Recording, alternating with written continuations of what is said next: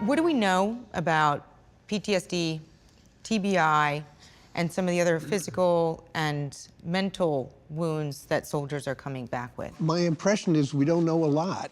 For mental trauma, PTSD, and traumatic brain injury, and what I think is a signature wound of these wars, moral injury. Moral injury, if you could explain what you mean. Yeah, so moral injury is something, as a term I came across a few months ago, that describes a range of experiences that people have in wartime that violate their sense of right and wrong. You know, bad things happen in war. It's like this Marine I wrote about who shot a kid. That's not okay. So that's moral injury. I think that everybody who comes home from war has had some experience that is like a bruise on their soul. And especially for this generation like Kirsten, who go to war over and over and over again.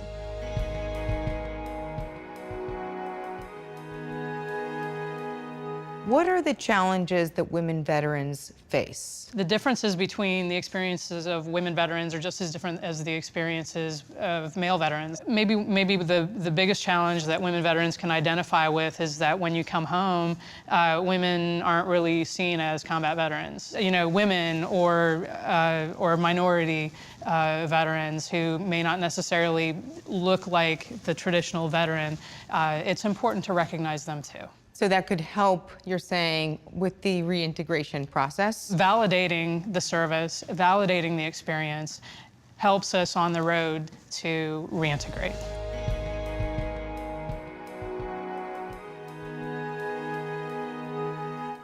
David, what are the services that the VA is offering? For all the bad press that the VA gets, they do a really credible job of helping people. But again, the veterans have to come to them. And the VA is starting to hire these people now, like Kristen, to be sort of peer counselors. Say, yeah, I've got PTSD too. Here's how I dealt with mine. Here's how I got help, and come on, I'll show you how to do that. If you're in a Marine platoon, you are surrounded by friends and services, and everything's packed in there, and you're part of a really tight organization. You go home, poof, it all disappears. You're on your own. To have someone, another vet, call up and say, hey, how are you doing? Wow, that's big. So that kind of thing is really important.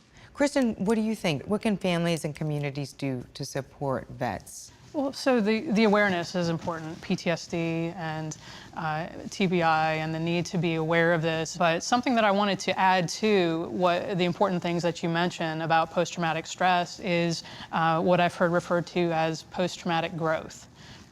Is that when veterans are able to deal with in the best way that they can their various experiences, and to work on reintegrating and to connect with the people around them.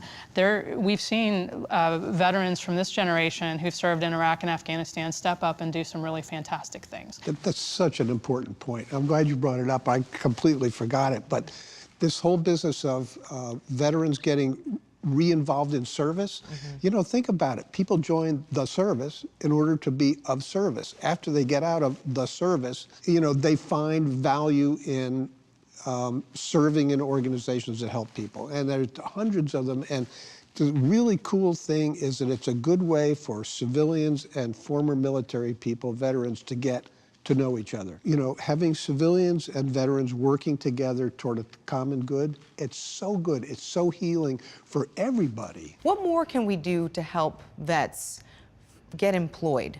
I think helping to translate their job skills and experience into the civilian world. Veterans are not looking for handouts, we're looking for hands up. And we want to get involved, we want to do good things, we want to serve, and we want to carry on.